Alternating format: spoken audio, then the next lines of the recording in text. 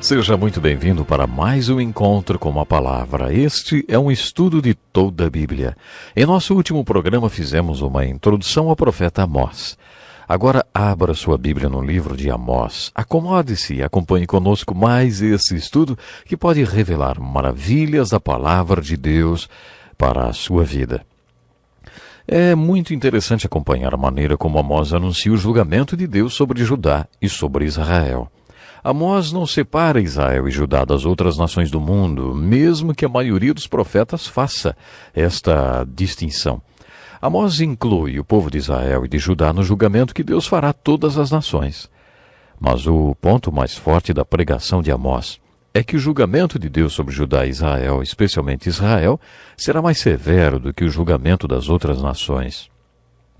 Isso porque os povos de Judá e de Israel estavam espiritualmente em vantagem em relação aos outros povos. Esse é um ponto muito importante da pregação. Vou explicar melhor por que eles estavam em vantagem. Eles conheciam a lei de Deus, tinham sobre eles as bênçãos e eram ricos material e espiritualmente. Por isso eles também tinham uma responsabilidade maior. De acordo com Amós, a medida ou o grau de sua responsabilidade é diretamente proporcional à medida ou ao grau do seu conhecimento espiritual. Um princípio muito enfatizado nas Escrituras é o que você faz com o que sabe. As pessoas falam muito sobre a idade da razão. A Bíblia não fala muito sobre isso não, mas algumas pessoas acham que essa idade da razão é aos 12 anos, porque foi nessa idade que Jesus foi para o templo. Essa idade é citada 8 vezes na Bíblia. Entretanto, o fator-chave que determina a responsabilidade não é a idade, mas a luz. Quanto de luz você tinha, em quanto de privilégio espiritual, de vantagem espiritual, de conhecimento espiritual você tinha? De acordo com a Bíblia, é essa a pergunta que um dia você vai ter que responder. A mensagem tão importante que Amós queria transmitir a Israel é que o julgamento de Deus estava chegando. É claro que essa foi a mensagem de muitos profetas, e essas mensagens vinham em vários pedaços. No início de suas profecias sobre o julgamento de Deus, eles pregaram: se você se arrepender, o julgamento de Deus pode ser desviado. É importante reparar se, quando eles pregavam retorno e restauração, eles estavam pregando para Israel ou para Judá. Se eles estavam pregando restauração de Deus para Judá, eles queriam dizer duas coisas. Primeira, daqui a 70 anos vocês vão voltar do cativeiro babilônico. Aí, eles já pulam para os finais dos tempos e falam sobre o retorno geográfico de Israel para sua terra, como é hoje o Estado de Israel. Eles também pregaram o retorno espiritual de Israel para Deus, que ainda não aconteceu. Quando profetas como Oséias e Amós pregaram a restauração do Reino do Norte, sabemos que eles estavam falando da volta do cativeiro assírio. O cativeiro assírio foi o fim de tudo. Eles deixaram isso bem claro. Olha, vocês não voltarão. Não haverá o que os salve. Os profetas sabiam que não haveria retorno do cativeiro assírio. Ainda assim, eles pregaram restauração. Se eles pregaram a restauração do Reino do Norte, eles estavam se referindo ao fim dos tempos e à restauração que está acontecendo hoje. Eles anunciaram a dispersão que também podemos perceber em nossos dias.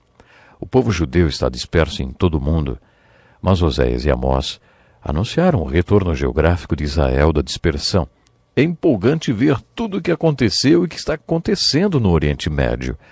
Como foi profetizado por Ezequiel, a nação de Israel tem uma bandeira. Nós presenciamos o retorno geográfico de Israel e a sua restauração como nação. Deus dá essa mensagem através do profeta Amós. Preste atenção nessas palavras de Amós. O leão ruge na floresta se não apanhou presa alguma? O leão novo ruge em sua toca se nada caçou? O leão rugiu? Quem não temerá? O Senhor, o soberano, falou? Quem não profetizará? Amós está dizendo que sua pregação é o rugir do leão e que o cativeiro assírio era o leão. Nos primeiros versículos do seu livro, Amós diz ao povo que Deus tentou de várias formas chamar a atenção deles e impedir o cativeiro assírio. Deus mandou a fome, reteve a chuva, mandou pragas, pestes, deixou que os jovens morressem na batalha, que eles perdessem seus cavalos na guerra. Suas cidades foram destruídas e eles tinham sido milagrosamente poupados. Ainda assim não voltaram para Deus. Por isso Amós prega: o julgamento de Deus está chegando. Depois, por meio de visões, Amós prevê o julgamento de Deus. Essas visões são a base de sua mensagem. Nos capítulos 7 e 8, ele descreve a terrível visão do enxame de gafanhotos que devastaria tudo. Aí então, como Moisés fez, Amós intercede pelo povo e pede a Deus que não mande aquela praga. E Deus atende seu clamor. Depois Amós tem a visão de um grande fogo que destruiria Israel. Novamente Amós clama a Deus e Deus o ouve. A terceira visão é a visão de um prumo do meio de Israel. As coisas começavam a ficar bem sérias. Amós tem a visão do Senhor com um prumo na mão junto a um muro construído de acordo com o prumo. Deus pergunta: o que você está vendo, Amós? Ele responde: um prumo. E Deus continua: veja, estou pondo um prumo no meio de Israel, o meu povo. Não vou poupá-lo mais. Depois, Amós vê um cesto cheio de frutas maduras. Deus pergunta: o que você está vendo, Amós? Lembre-se que os profetas tinham visões. Amós responde: estou vendo um cesto de frutas maduras. E Deus diz que as frutas representam o povo de Israel pronto para o castigo. Chegou o fim de Israel, Deus diz, o meu povo. Não o pouparei mais. Segue-se então a mais terrível visão que Amós teve. Viu o Senhor junto ao altar e ele disse: bata no topo das colunas para que tremam os umbrais. Faça que elas caiam sobre todos os presentes e os que sobrarem matarei a espada. Ninguém fugirá, ninguém escapará. Ainda que escavem até as profundezas, dali a minha mão irá tirá-los. Se subirem até os céus, de lá os farei descer. Mesmo que se escondam no topo do Carmelo, lá os caçarei e os prenderei. Não há como escapar do julgamento do Senhor. O Senhor dos exércitos, ele toca na terra e ela se derrete. Todos os que nela vivem pranteiam. Não havia nada que o reino do norte pudesse fazer contra esse castigo de Deus, e essa foi e era a mensagem de Amós. Não era uma mensagem nada agradável, né? E o povo do reino do norte caçoou dela. Mas o interessante é que 50 anos depois que Amós a pregou, 50 anos depois que Amós pregou essa mensagem, ela foi cumprida literalmente. Quando Amós partiu para o reino do norte para pregar, os falsos profetas lhe disseram: vá embora, vidente, vá profetizar em Judá. Amós respondeu: eu não sou profeta, nem pertenço a nenhum grupo de profetas. Apenas cuido do gado e faço colheita de figos silvestres. Mas o Senhor me tirou do serviço junto ao rebanho e me disse: vá, profetize a Israel, o meu povo. Agora ouça então a palavra do Senhor. Você diz: não profetiza contra Israel e pare de pregar contra a descendência de Isaque. Mas o Senhor lhe diz: sua mulher se tornará uma prostituta na cidade, e os seus filhos e as suas filhas morrerão à espada. Suas terras serão loteadas, e você mesmo morrerá numa terra pagã. E Israel certamente irá para o exílio, para longe da sua terra natal. Aconteceu aqui o mesmo que aconteceu quando um dos falsos profetas contradisse Jeremias. Ele profetizou: assim diz o Senhor, vou tirá-lo da face da terra.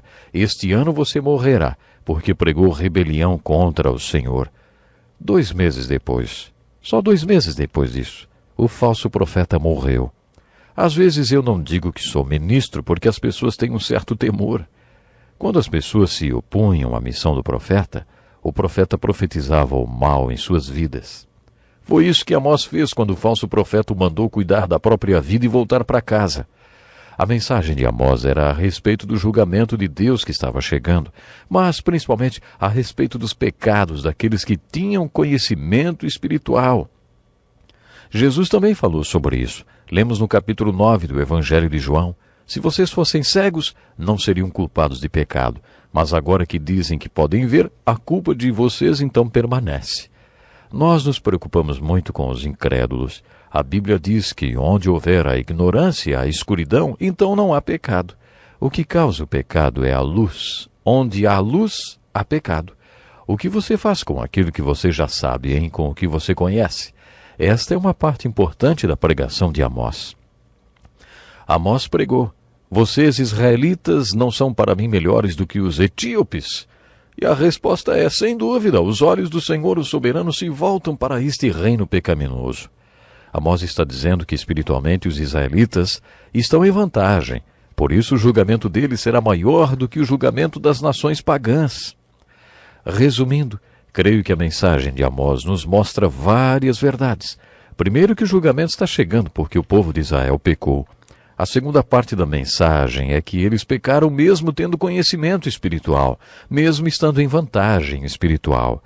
Mas a terceira parte da mensagem é sobre restauração. Naquele dia levantarei a tenda caída de Davi. Trarei de volta Israel, o meu povo exilado. Eles reconstruirão as cidades em ruínas e nelas viverão. É muito empolgante ler sobre a restauração do Reino do Norte, porque ela ainda não aconteceu. Quando lemos sobre essa restauração do Reino do Norte, temos certeza que, assim como o povo voltou do cativeiro babilônico, conforme foi profetizado, essa restauração também acontecerá. Quando ouvimos a pregação de restauração de Oséias e de Amós, renovamos nossa esperança na segunda vinda de Jesus Cristo. Por que hoje tantos se interessam pelas profecias das Escrituras e pelo Oriente Médio? Ora, por causa de Israel. Se você quiser se inteirar das profecias hoje, fique de olho em Israel. Paulo e os profetas do Velho Testamento afirmaram que Deus ainda não acabou seu tratamento para Israel. Já vimos parte do cumprimento da profecia, que é o retorno geográfico de Israel. Mas os profetas também pregaram o retorno espiritual de Israel para Deus. Zacarias afirma que os judeus serão pregadores tão bons que 10 homens agarrarão um judeu pelo casaco e dirão: fale-nos sobre Deus, fale-nos sobre Deus. Isso ainda não aconteceu, mas vai acontecer. E você já se voltou para Deus espiritualmente? Não perca o próximo encontro com a palavra. Este é um estudo escrito pelo Dr. Dick Woodward, na voz do pastor Edson Bruno.